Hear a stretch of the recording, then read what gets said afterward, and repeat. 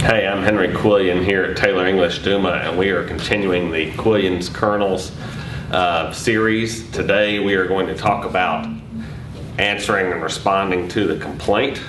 In the past we've covered filing of a complaint, service of the complaint, and discovery with or without the complaint, and now we're going to cover responding to the complaint.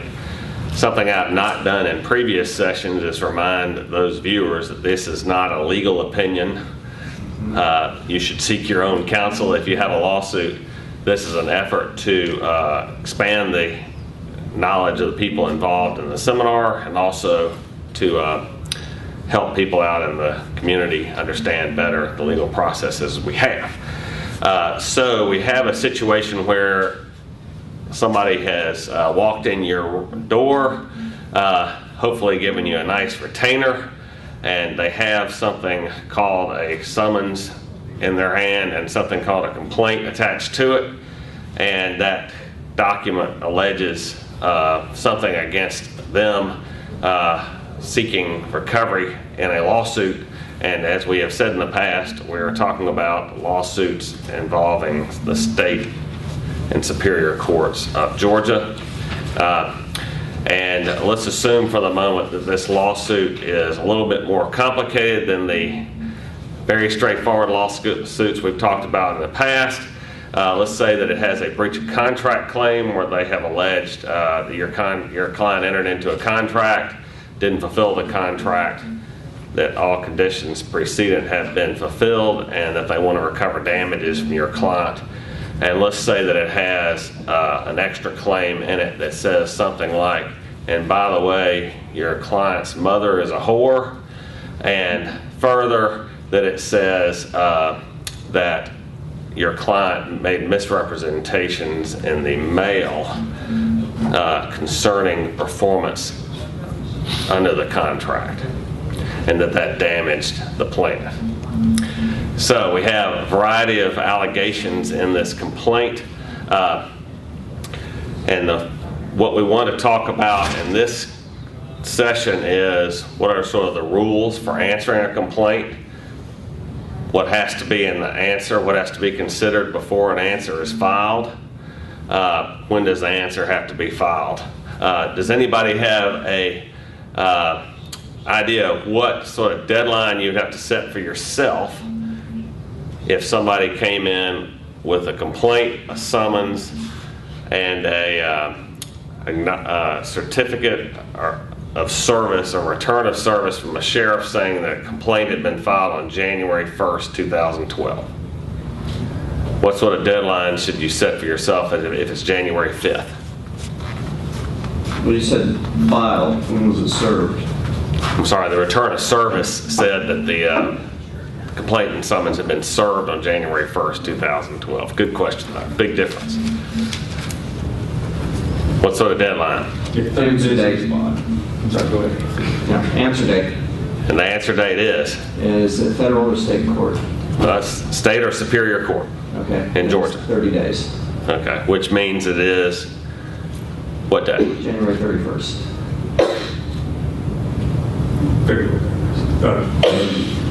It's 30 days from January 1st. You don't count January 1. So you start on 2nd, so it's 31st. 31st, if that's a day when the court is open. Right. Correct. What if it's a holiday or a weekend? Goes to the next business day. Okay. So you've got this amount of time to work with. What other considerations must you take into account when you're evaluating this complaint? Preliminarily, we've got potential for, let's see, we've got to figure out what the defenses would be, right? You got to determine whether you still want to stay in state or superior court. What's that called if you want to try to move it up to federal court? Removal. And generally, just what is removal in a most general sense? Removal in most general sense is, in order to get to federal court, you need to have some reason to be in federal court. One of those reasons is federal question or diversity along with a mountain controversy. So let's get it from the state or superior court into a federal district court. Okay, so we're not going to go into this in any depth whatsoever other than to make sure it's something that's considered. But there are certain cases that can be moved out of a state court into the federal court system. And that's the process for doing that is called removal. And there's very limited types of cases that can go into federal court. You have to have some sort of jurisdiction in federal court, and you have to make a determination whether you can move that case or not. And if you were to try to do that, what would be your deadline for doing it? 30 days from service. 30 days from service? To do what? To file the papers necessary to remove it? Okay. So you have, in Georgia, you have a similar, or the same, time period for making that determination if you're dealing with the absolute last minute determination. Now, the new rules that just came down, though, can sort of alter that. Okay, what are the new In the 11th rules? Circuit, it's always been that way. In the 11th Circuit, it's always been where there's multiple defendants, it's the last served defendant from where that last served defendant can still file their removal, and you can join into it up until their 30 days, which may extend it. But in the 5th Circuit, it used to be that way. You used to have to go, whoever got filed first, it was 30 days from when they received the first defendant received service, and if you didn't comply, then the removal rights were gone. But it's been codified, the 11th Circuit rule has been codified, and now it's across all the circuits. Okay, so that's a conditional consideration we need to make. Just remember, put that on your checklist, removal. Now, obviously, you're going to have to develop the facts that you would need in order to properly respond to the complaint. Let's assume that this is a concisely pled complaint that has individual facts alleged in separately numbered paragraphs.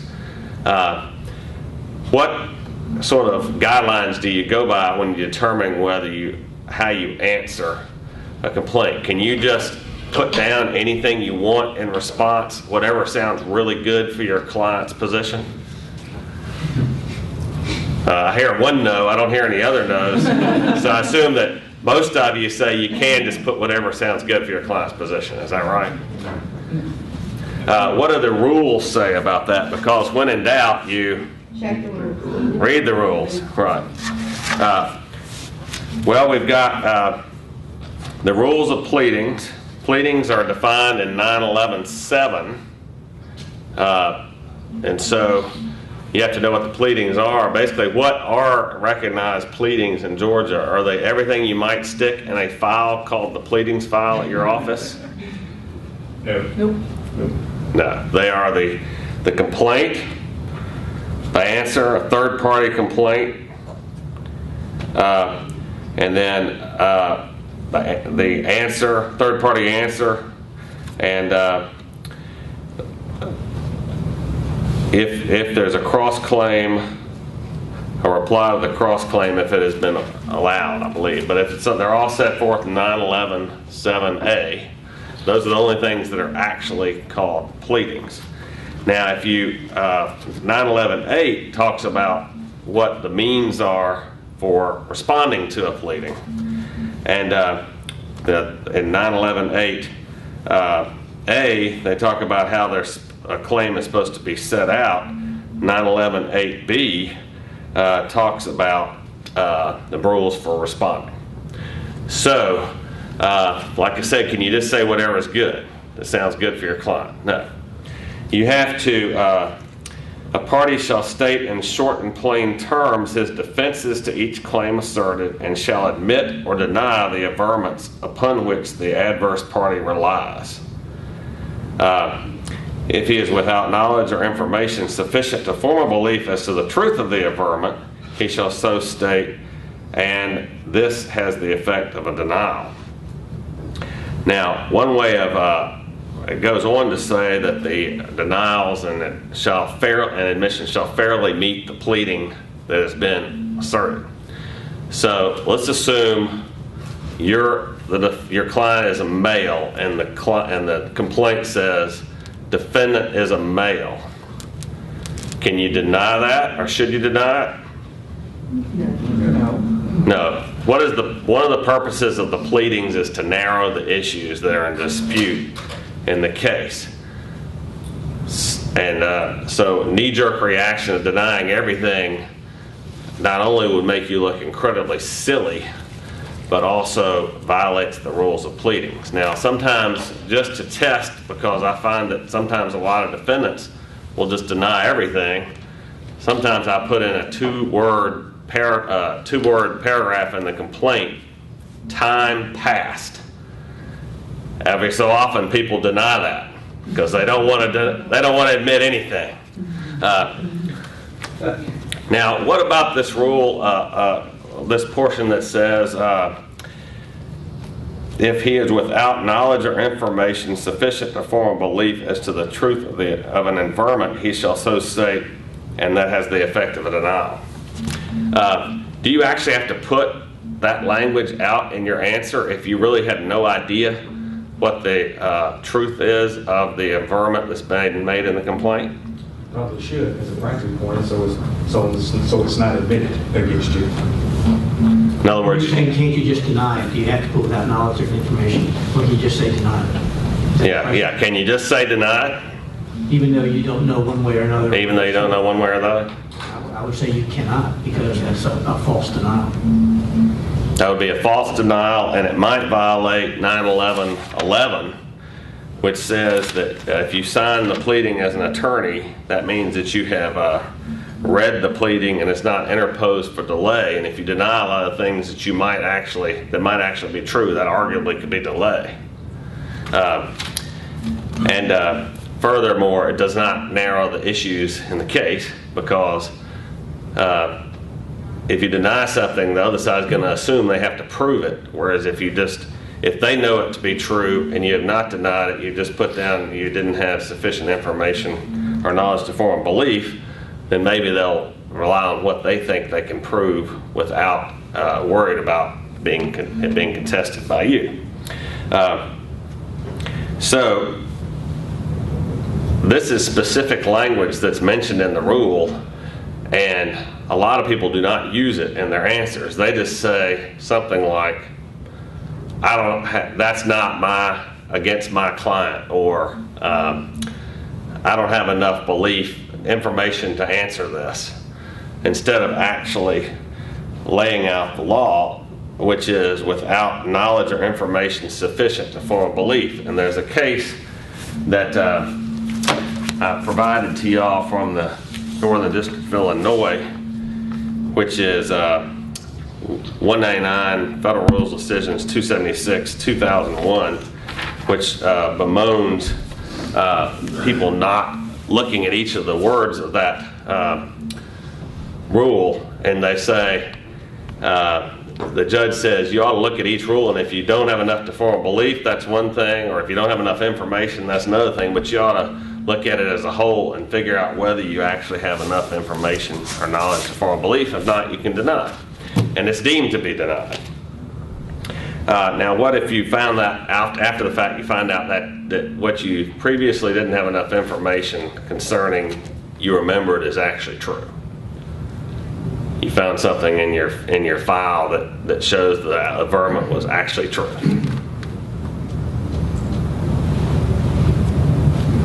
Do you have a duty to amend your answer? There's no duty to amend the answer. Okay. And even more so, it's very important, I think, to point out, there is no obligation to run out and investigate to try to develop sufficient information to respond to the pleading, unlike in other contexts where you have an affirmative duty to make a good faith effort to investigate. So ignorance is bliss in responding to a complaint. Okay, so, and whose knowledge do you look to in answering the complaint? The client's knowledge. So if you as the attorney just happen to know something the client doesn't know, do you have to spew forth everything that you know into the answer, even though the client doesn't know themselves? No. Okay. So within this answer, you're supposed to go step by step and Some people cover it one way. Some people will say, I admit these things, but deny these things if there are multiple facts alleged in a complaint, in a paragraph in a complaint. Some people say, I deny everything except I admit these things. So if you had multiple facts alleged in a complaint, in a paragraph in a complaint, can you just, and some of them are true and some of them are false, can you just deny them all? No, you need to admit those things that are correct, upon which the other side is obviously relying, and deny those that you believe are false, and then you can also separately state, with respect to the facts, that you don't have sufficient information or knowledge or information to form a belief as to the truth of them, that you deny those on that basis. What about the use of the phrase "deny as written"? Or I've seen that before, where they, it's sort of like it's a play, like it's not, the way you wrote it is not accurate, so I'm going to deny it, even though the substance of it may really be true. I'm trying to think of an example. The sky is blue. Really, the sky is more like light blue, not blue. So I'm denying it as written. I've seen that too in tax court. Well, let's put it this way. It's omnipresent, but I don't think in compliance with the rules. And I think it could put you into jeopardy if it turns out that an objective person looks at the allegation, looks at your denial, and concludes there's no way you should have denied that. Are clear requirements that require a plaintiff to actually succinctly in each affairment to keep it to a single thought, not multiple or combinations of allegations in a single affairment?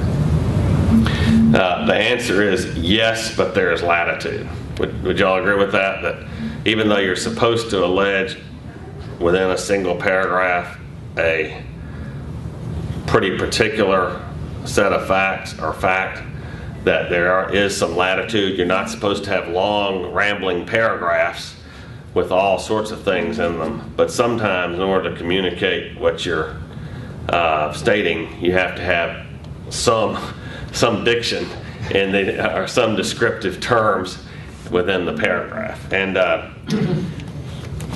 let's see, that is actually within the rules, which is, I think, 911.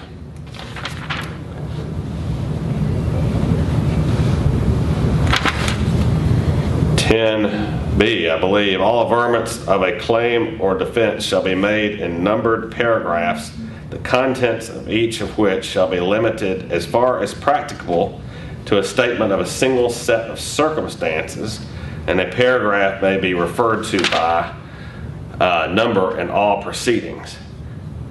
Each claim founded upon a separate transaction or occurrence, and each defense other than denial shall be stated in a separate count or defense whenever separation facilitates the clear presentation of the matter set forth. So it more or less focuses on the set of facts relating to a circumstance rather than having a bunch of 3-word paragraphs, each with a separate fact.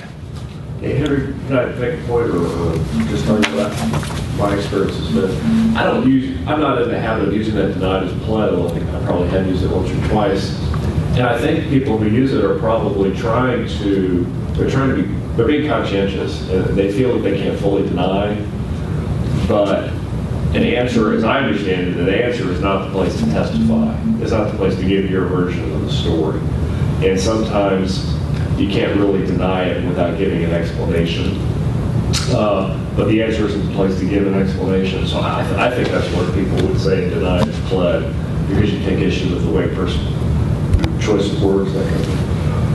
That's the way I've always looked at it anyway. And also your last point, I've seen complaints or counterclaim paragraphs that go on for a whole page, and sometimes you just, and it's interesting that that's in the past. I haven't focused on that before, but I'm sure you've done this before too. But when you're responding, you would respond to a counterclaim. Say you're responding to a complaint.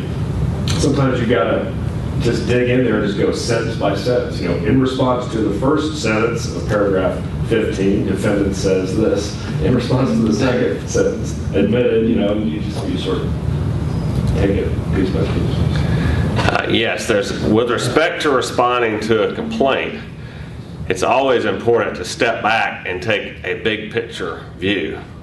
Not only do you have the technical requirements and the need to be responsive to the complaint, but for instance, if you have this long paragraph, just because it's long and says a lot in it, you might not want to, as a defendant, deny the whole thing because just out of laziness, for instance, because it would violate the rules, but also it could frustrate your positions in the case or otherwise cause other problems.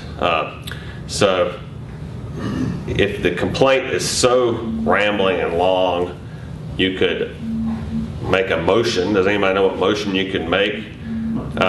Motion for a more definite statement. You can make a motion for a more definite statement. But otherwise, you're going to probably need to generally answer to the best extent you can first while you're doing that, because you're never going to get a ruling on that motion for a more definite statement in time. And then maybe they'll break it down into a clear allegation if the court doesn't order them to do so. But, yes, ma'am. I think when you talk about the big picture, to me, when I'm doing an answer, the only things that I really care about are making sure I don't admit something that hurts me and that I don't miss what is truly an affirmative defense. Everything else is icing on the cake, quite frankly, from my perspective. And when I'm faced with a complaint that has these enormously long paragraphs, sometimes I have started my response to paragraph X by asserting that it is not in compliance with the rule that requires a concise allegation. Therefore, in good faith, we are going to respond to it, but we object to any burden to parse each sentence. Probably unnecessary, but I think that's a little bit more belt and suspenders. In the notion of deny as pled, if the example I see all the time is where a statement is taken out of an agreement or from an oral conversation and so-and-so said X. Unquestionably, that is a true statement, but it is taken totally out of context. And if you had read the very next sentence in the document, it would explain that sentence. So I think that's what people try and do when it's clearly true as stated, but it is misleading in context. And while an answer to me is not to plead your case, I would feel more comfortable, and most of my clients feel more comfortable, to say admitted, but show, and then go on to make an affirmative statement to put that statement in context. Right. Well, And there's nothing that I know of that precludes you from providing that kind of further explanation in your answer beyond just an admission or a denial. What about the, when you say, I see people do, this is not a fact, this is a legal conclusion and therefore does not require an answer to, But to the extent it does, it's hereby denied. Right. Or where they'll say, this document is the best document of evidence of its contents, and but to the extent that a response is required, da da da da da. I mean, it doesn't seem like the rules provide for any of that variation. Those are all things that people do. And the one about saying the document speaks for itself, that is a incredibly dangerous statement to make. Right. If you are going to contend that there is any ambiguity whatsoever with respect to that statement, because you just admitted that on its face, Right. it means exactly what it says. There are also some court, there are also some court cases that critique the use of the document speaking for itself, and I don't remember which circuit. It may be 11th, it may not. I can find cases. So was it? well, Mr. Ross and Mr. Rosenkopf have just talked about the situation where some defendants say the document speaks for itself, and a court, the same court in Illinois, says this court has been attempting to listen to such written materials for years in the forlorn hope that one will indeed give voice. But until such writing does break its silence, the court will continue to require pleaders to employ one of the three alternatives that are permitted under Rule 8B. To Mickey's point, I was in the habit for a long time, especially with contracts and construction cases. You're always dealing with contracts and written documents. And part of how I was kind of trained early on was to say the document speaks for itself. And I stopped doing that for the exact reason that Mickey brought up, because I had a case where the defendant said the document speaks for itself. I moved for summary judgment. They tried to bring in parole evidence, and I used that against them, because you can't use parole evidence to alter the terms of an unambiguous contract. And I used that answer as part of my reply in saying that it's parole evidence, and they've admitted that it's an unambiguous contract by saying that the document speaks for itself. So I've actually done that, and I don't put that in answers anymore. So I guess what you're saying, Mark Carter, is you can learn by other people's mistakes. Yes. By you sticking it to them. And if it's a mistake that you might have been charged with in the past, at least you got away with it. I was going to say it's only by the grace of God that someone in this room isn't saying they used it against me. That's right. So the other thing that Mickey brought up was the need to make sure that you, one thing he said was, I don't want to make an admission that hurts me. I assume we can clarify that by saying an admission that is incorrect that hurts you. Yes. Do you have a duty to admit facts that you wish you didn't have to admit? Absolutely. Yeah. Okay, so the answer is yes. Otherwise, you're not fulfilling your duties as a lawyer, your duties of candor to the court, and you're potentially violating 9/11/11, which is delaying the action or by denying something that should be admitted. And so our job is to take the facts that we know to be true and to deal with them, try to come up with defenses, legal defenses, etc. Now, one of the things he also mentioned was affirmative defenses. Can you file an answer without any affirmative defenses if you actually have them? You can. You can. Sure. Okay. I would not. Are there any affirmative defenses that if the facts support them on behalf of your client, you have to raise them in the answer? Basically all of them. Well, there are only certain ones that are set forth, and I'm not sure they constitute all affirmative defenses. Well, if it ain't listed as an affirmative defense, then it doesn't have to be asserted. And everybody does it. I'm as guilty as the next person, because clients like to see it. And you've got this laundry list of defenses that by no stretch of the imagination are affirmative, in the sense that it's not defendant's burden. It's an element of the plaintiff's case. Right. But people do it and will do it until hell freezes over. You know, they have 3,000 defenses. And what I get, what really cracks me, is when people put the word affirmative in front of every one of those defenses. I never have filed an answer in my life that uses the word affirmative in front of the defense. There's absolutely no need to do that. Is that because it charges you then with some burden that you would not otherwise have? Because either you're going to put affirmative in front of the true affirmative defenses, and the other ones Are going to be just defenses. Just defenses, whatever the heck that means. Or why take on a burden that you may not have? That's right. Now, what if you lay out all that stuff as a defendant, all those defenses that just sound really good to your client, makes you look like you're really on top of things. If you're up against an aggressive plaintiff, what are they going to do? Motion to strike it. They could move to strike it. They could ask you interrogatories to state every fact that supports your defense that, as set forth in paragraph or affirmative defense number so and so. They can stick it to you. It can make your litigation a whole lot more expensive, or you have to somehow negotiate the withdrawal of the affirmative defense, because if there's no support for that, I'll call it affirmative defense. If there's no support for that defense, what have you done? You potentially violated 915.14, OCGA 915.14, by asserting a defense that has no merit whatsoever. And sometimes people just list them one after another as if they actually existed when they don't. So, but getting to the important part I was trying to get to, or additional important part, we have 9/11/12. And 9/11/12 911-8 C sets forth several affirmative defenses which the rules say what? Use them or lose them. Well, it actually says a party shall set forth affirmatively, and it lists a whole bunch of affirmative defenses.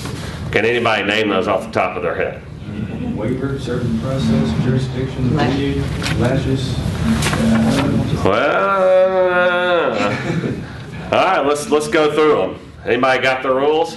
911-8C, accord and satisfaction. We're not going to do a tutorial on all these, what the substance of these are, but arbitration and award, discharge and bankruptcy, duress, estoppel, failure of consideration, fraud, illegality, injury by a fellow servant. Now, in the breach of contract case, should somebody set forth injury by a fellow servant as an affirmative defense? Yes, well, I've got a case right now which did that. It was a suit on no guarantees. Like injury by fellow servant to the answer. Okay, and is that a good defense? I want to know who the fellow servant was. You would set forth the defenses that you have some factual and legal support for, correct? You don't just list them because 911-8C says you shall set forth these defenses. All right, latches, license, payment. That's one that a lot of people forget. If you have, if they're alleging $100,000 and you've made the last two payments that lowers it down to $90,000, you better raise payment as an affirmative defense. Release.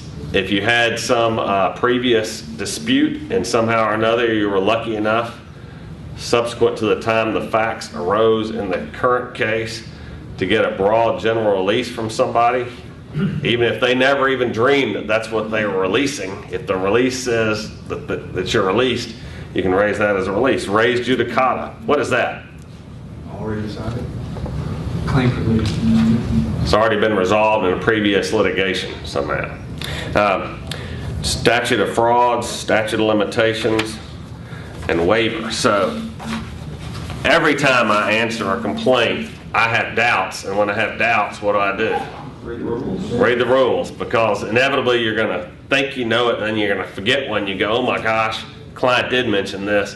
I actually may have some facts to support this affirmative defense. So under Rule 911-8C, you raise it. Now, there were some other defenses which can either be done by motion or raised in your answer, and some of those were mentioned earlier. Those are the 911-12B defenses, and those are lack of jurisdiction over the subject matter, lack of jurisdiction over the person, improper venue, insufficiency of process. What is that? Class one. No, insufficiency of process. Summons is signed or issued by the clerk. Yeah, lack of a summons, for instance, or as you were saying, Sam, the summons isn't signed or issued properly. Insufficiency of service of process. Now, what would that be? We talked about that last time. A proper person didn't serve it, wasn't served on the registered agent. It was given to your 3-year-old daughter while driving her tricycle out in the driveway. Okay. Something like that. Failure to state a claim upon which relief can be granted. Should you always raise that one? Seems like it's in every answer I ever see.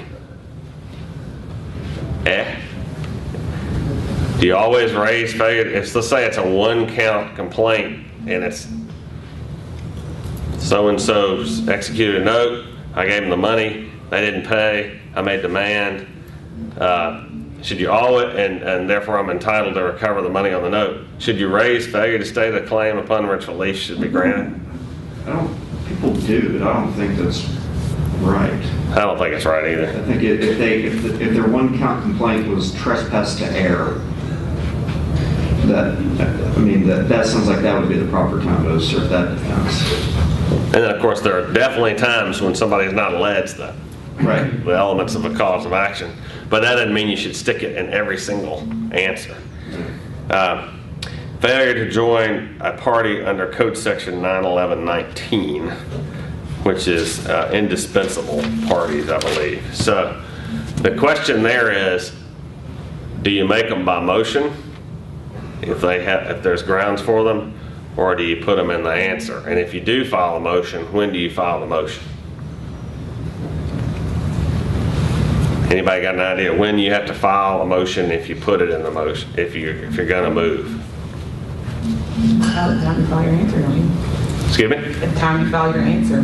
Well, the rule says 911-12B, just after where they have 7, it's a very long thing. A motion making any of these defenses shall be made before or at the time of pleading if a further pleading is permitted. That's what the rule says. Is that hard and fast followed by the courts in Georgia? 12B motion? If you don't make it at or about the time of your pleading, are you forever barred from raising these? You can raise it in 12C, or you can raise it in summary judgment too. So, But you can't make it as a 12B motion. and you can also raise. As long as you put in your answer. And if you didn't assert it as a defense and you didn't file a motion, the court should not allow you to then raise it on the 12C or summary judgment. But the question I have, since in Georgia you can amend your pleadings at any time before a pretrial order is entered, I mean, it's not like in federal court. I mean, if you don't put it in your answer, you can always go back and put it in your answer. Well, that's subject to a debate. You know, you can come back and say that since they shall have, like with respect to these affirmative defenses in 911-8, since it says you shall make them, you can go back, a plaintiff can certainly go back and argue they can't raise that affirmative, one of those affirmative defenses. I've never actually researched that. And then also, if somebody does file a motion, let's say they file a motion to dismiss 10 days after they file the answer, then the question is, can they make that motion at the time that they didn't put it in the answer, if it's on one of these 7 grounds? And I've basically seen courts gloss over this language about when it has to be done, but if you want to be safe, I would stick by the rules. Now, what if there's all sorts of junk like that line in the complaint I talked about, and your mother is a whore? When would you have to address that to get it out of the complaint and out of the lawsuit if you wanted to do it?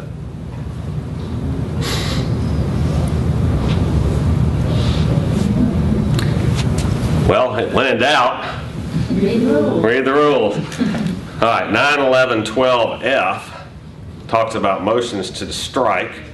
Upon motion made by a party within 30 days after service of the pleading upon him, or upon the court's own initiative at any time, the court may order stricken from any pleading any insufficient defense or any redundant, immaterial, impertinent, or scandalous matter.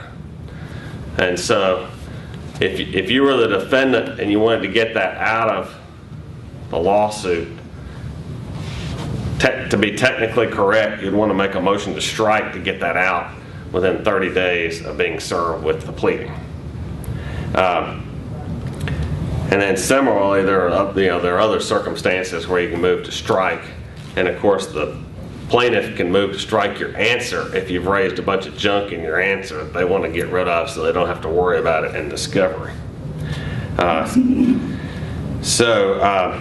Now, if you do make a motion to dismiss on one of these 12B grounds, do you have to include them all at one time, or can you do them like one at a time? Like, I'm going to move for lack of subject matter jurisdiction, but if I don't win that, I'm going to come back and I'm going to move for lack of service of process, insufficient service of process. If I don't win that, I'll try improper venue. Can you do that?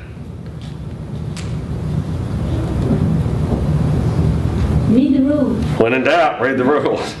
All right, 91112G talks about consolidation of defenses in a motion. And it says if a party makes a motion under this code section, meaning 91112, but omits therefrom any defense or objection then available to him, which this code section permits to be raised by motion, he shall not thereafter make a motion based on the defense or objection so omitted, except a motion as provided in paragraph 2 of subsection H of this code section, on any ground stated therein. So, I've actually had that in a very important case where I was suing companies all over the world, and the defendant made a motion to dismiss for failure to state a claim on one of multiple counts in the complaint, but they didn't raise lack of jurisdiction over the person. And since we were suing companies in far-flung countries, but who had a service an agent in Georgia, we took the position that they had waived all their personal jurisdiction defenses, which was great because we both won the motion to dismiss. We were the plaintiff. We defeated the motion to dismiss for failure to state a claim, and we precluded them from trying to get all those companies that were scattered around the world out of the lawsuit. So it worked really well. They didn't plead it as a defense? Lack of personal jurisdiction? They pled it as a defense, but they didn't consolidate it in their motion to Why didn't they dismiss. just move under 12C then? 12. As long as they preserved it in their answer, I don't know why they couldn't file a 12C motion at any time. Well, 12C would be based specifically, I mean, that's a motion for judgment on the On the pleadings. It's the same thing as a motion to dismiss, except you don't have to file it with your answer. Well, because we argued under Rule 12G that they had waived it. They waived And a there- 12B motion. They didn't waive a 12C motion. They didn't waive a summary judgment motion. They should have you representing them. Well, As long as they preserved it in their answer, it doesn't disappear because they didn't include it in their 12B motion. That's H1 sub B. Right. Basically, it says defense of lack of jurisdiction over the person, improper venue, insufficient process, or insufficient. You see, they service put you on process. notice that they contest personal jurisdiction. You can't tell them when they have to raise it.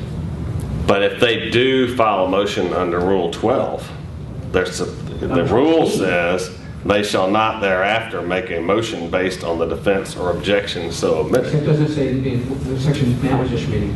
H, which basically says it's waived if it's omitted from the circumstances described in G like you read, or if it's neither made by motion under this code section nor included in a responsive pleading as originally filed. Well, But that's not to go H1. any further, I'm a little surprised by your good fortune. Well, you know, we make our own good fortune. That's what we're talking about here. If you got something in the rules that you can argue it, and hopefully you'll have some case law along the way that'll help you as well. So when you're thinking about this, you got to worry about what you got to have in there. You got to worry about what you might waive if you don't put it in there. And if you take other actions, such as filing a motion to dismiss, you better worry about what you can't thereafter make or what you're somehow barred from pursuing. Now you can, and if you look at 12H2, that actually says a defense of failure to state a claim upon which relief can be granted, a defense of failure to join a party indispensable under Code Section 91119, and an objection of failure to state a legal defense to a claim may be made in any pleading permitted or ordered under subsection A of Code Section 911.7, which we talked about was the definition of pleadings, or by motion for judgment on the pleadings or at the trial on the merits. Those are the ones that are preserved. And I think obvious, and it goes on to say, whenever it appears by suggestion of the parties that the court lacks jurisdiction over the subject matter, in other words, the court has no authority to even act, the court shall dismiss the action. So that's preserved as well. But the real thing is, if you want to make your client happy, you want to get these things right, so you're not fighting like cats and dogs over whether you have the right to make a motion or not. Because what they want to do is they want to have you resolve their case, win it, and as narrow with as few things to fight over as possible. And so if you just don't step outside the rules, unless you got a really good strategy reason to do it some other way, it's a lot better not to have these side fights about whether and also you don't want to lose the sleep over whether you did it right or not. It's a lot better to just do it right in the first place. Okay, so we've talked about the general rules of responding to the factual allegations. We've talked about mandatory affirmative defenses. We've talked about motions that can be made to get rid of the case based on various 12B motions. And we've talked about the potential waiver of those defenses, or an inability to bring an additional motion, even if it's not a waiver. What happens if a motion to dismiss is filed in a state under Rule 12 in the state of Georgia, state and superior courts? You still have to answer. You don't have to answer. What if you win? If it gets dismissed, you don't have to have an answer. You're in default if you don't file an answer.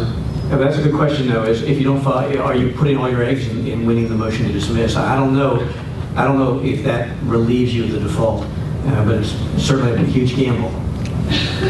You definitely want to answer, because unless the answer is going to be you admit everything and there's some criminal violation or whatever, you definitely want to answer, because if you lose that motion to dismiss, then you're in default and you can't get out of it. Now, what if you get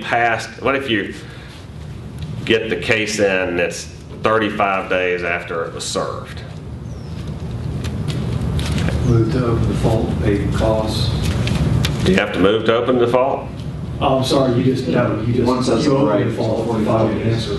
Okay, what do? You file an answer and then sometime later pay the costs? No, you gotta do it at the same time. Okay, so there is They don't take it.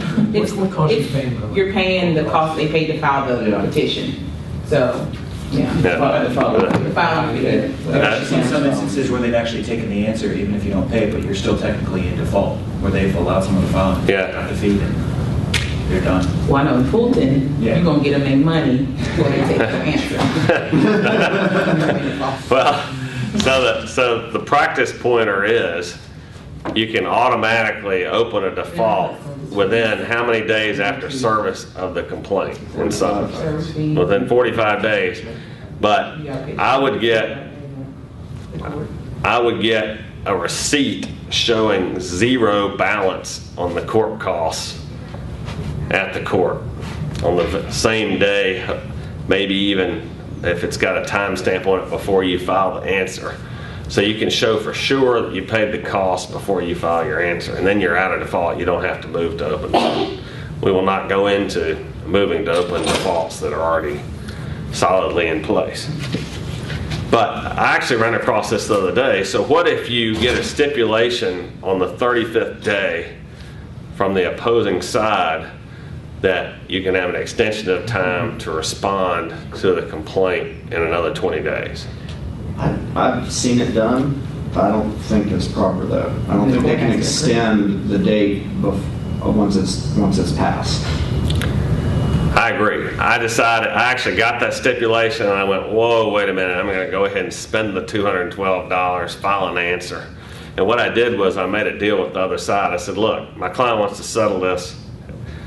We will file just a rote answer denying everything. And then the stipulation will say we can file an amended answer to clarify things within 20 days. Rather than spending, it was a 200 paragraph complaint. So far that's worked. I don't see there's going to be any problem with that, but it avoids you getting in trouble with the answer that you file if you're just going to go through and deny things. And I actually put that in the answer. We will file a clarifying answer. What is Rule 6 says something about extensions as long as the time has already expired? Yes, I believe I would prefer, well, it is Rule 6 regarding time, unaffected expiration of term. I won't try to read it, but I will say this. I concluded that if the time has expired for you to do something under the rules, that and particularly in connection with default, you can't just agree to extend it. And so it's a couple $100. Definitely take the conservative course. You don't want it, the slick attorney on the plaintiff's side coming back later and saying, Your Honor, we never even needed to prove this case.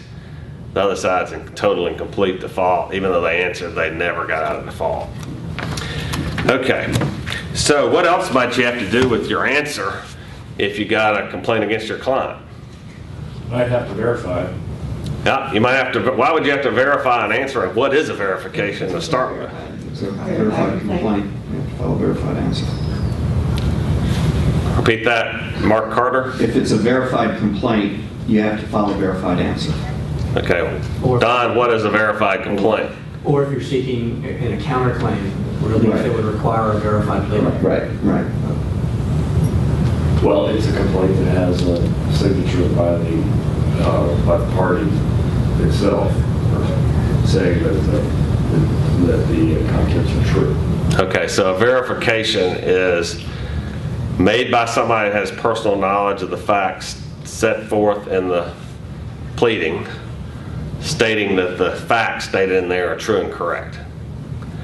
Is by doing so as a party swearing that the legal defenses are going to hold tight and win? No, they're not responsible for the legal conclusions. Natalie. What's the penalty, though, for if you have a verified complaint and somebody doesn't respond with a verified answer? Is there any penalty against that party for not responding with a verified answer? Because I've seen that happen.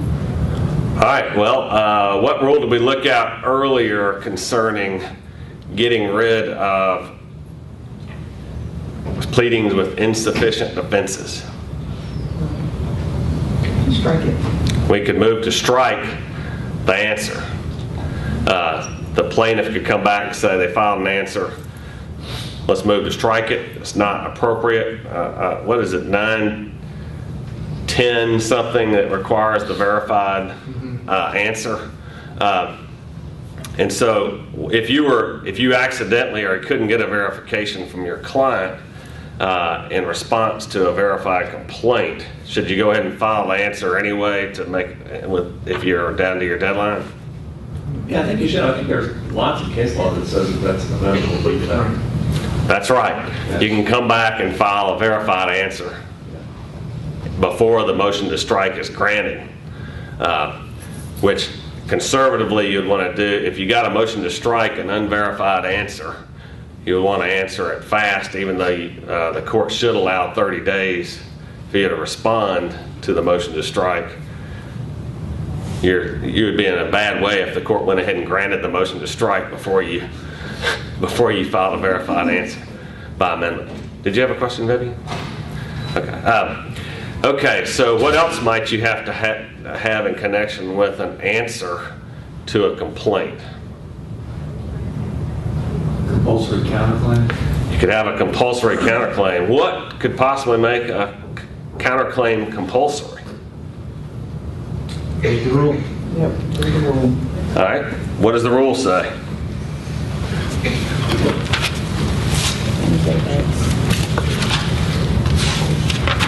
A pleading shall, and this is 91113A. 91113A. A pleading shall state as a counterclaim any claim which at the time of serving the pleading the pleader has against any opposing party if it arises out of the transaction or occurrence that is the subject matter of the opposing party's claim and does not require for its adjudication the presence of third parties of whom the court cannot acquire jurisdiction. Okay, so if you don't file a counterclaim that's arising straight out of the same transaction and occurrences that have been alleged against you, your client, and there's nobody else that's involved in this situation, what happens to your claim? It's a compulsory counterclaim for a reason. Give you a hint. Be barred. You can be barred from bringing it in the future. So obviously, one of the things that ought to go through your head as your attorney is to ask your clients, not only do we need to look at the responses to these allegations, do you have anything against the person who sued you that arises out of the same transactions that he's suing you on, and is there anybody else that's involved that would have to come into the case? Now, let's assume that you've got an indemnity agreement from another party, somebody who's not the plaintiff, that indemnifies you for the acts that you're being sued for by the plaintiff. Anything you need to think about there? Third-party claim? Third-party complaint. If you were to file a third-party complaint, in other words, make a claim against this other person to try to get them to pay whatever it is that the plaintiff is trying to get you to pay, when do you have to do that without an order from the court? Every time that you answer. When in doubt, Read the rules. read the rules. 9/11/14. In order to, you have a right to do that within 10 days of the time you file the answer. 10 days after he serves the original answer. So if you serve it on one day and file it the next, which day starts your time? The earlier one. Okay. So just remember, if you don't go ahead and do your third-party complaint, you might have to go through an extended process of making a motion with the court, etc., to get approval to bring that third party in. How would you do that? This is sort of out of the day's lesson, but 9/11/21, you'd have to move to add a party, etc.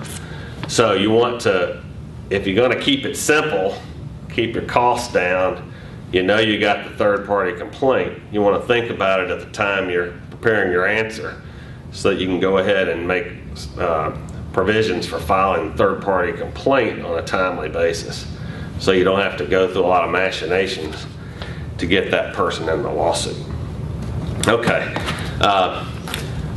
With respect to the counterclaim, let's assume that somehow or another this counterclaim is of a nature that the plaintiff might have an additional party who could help pay the sums that you might win on a counterclaim. What should you take into account? Well, you should make sure that you're not doing something that's gonna, if you're thinking, sounds like what you're talking about is insurance. If you're thinking about there's insurance available, be careful in how you're crafting your allegations so as not to destroy insurance. So thinking about, what exclusions might apply, how it might be, how an insurance company can maybe use it against that plaintiff to say that there's no coverage. Okay, so you got to think about what kind of claim you have against the plaintiff.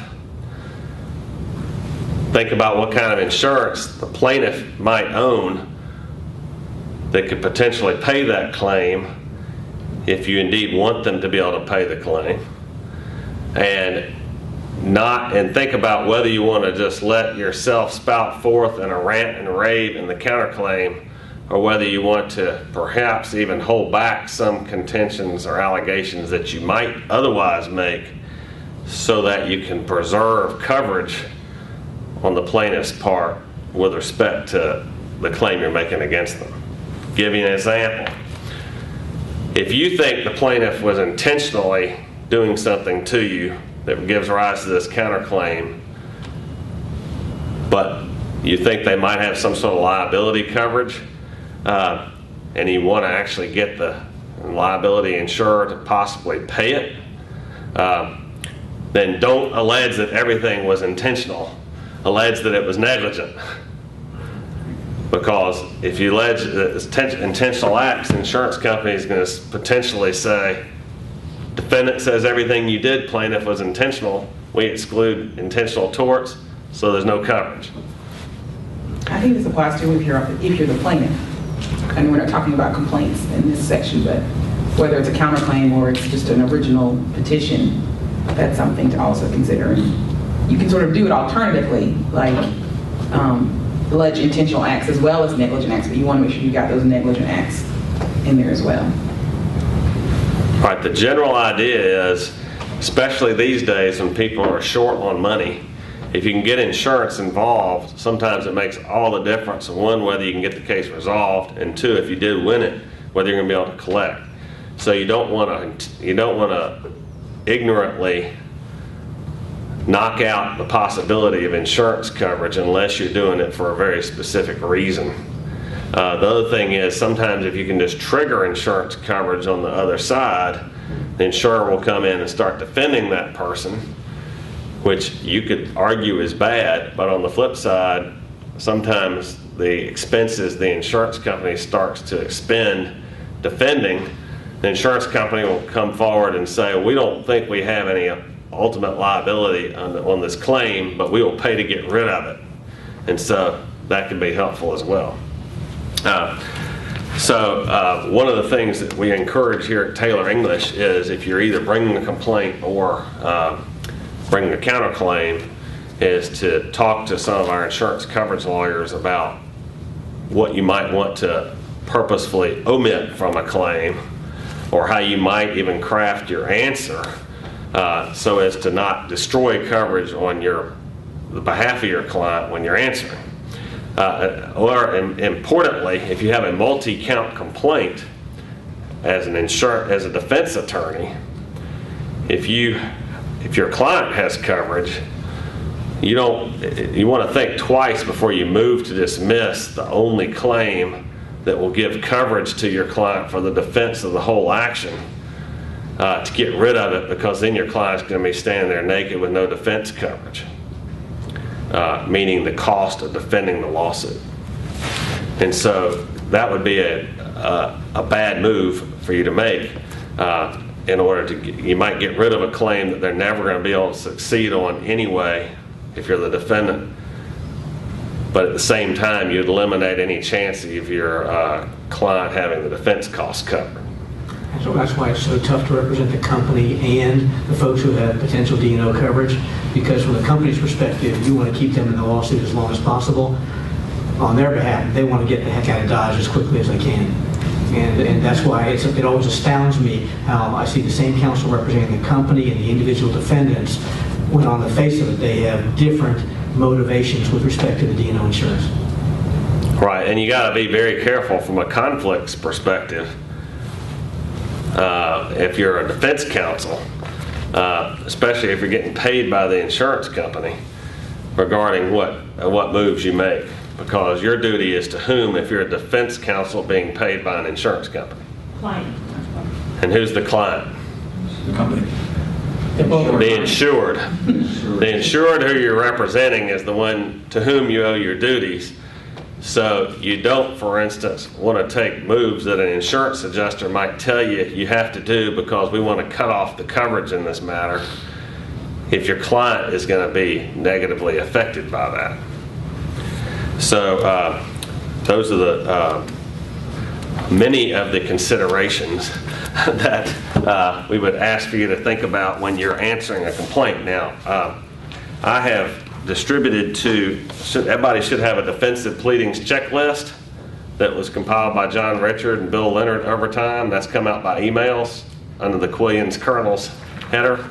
It is fabulous as a go-by to think about all sorts of things that you might use as a defense, all sorts of defenses you might raise, all sorts of things you might be reminded of to include in your answer or counterclaim. And also I've sent several other documents, one of which was from the Georgia Bar Journal a number of years ago, but it goes into various statutory defenses that nobody's really going to think about unless they've run across them in the past, such as you're being sued by a company that's not qualified to do business in Georgia but was supposed to be qualified. that can result in a dismissal, and other types of defenses that you just have to know about them in order to raise them. So with that, I appreciate your participation today. Come back next month. Thanks. Hey.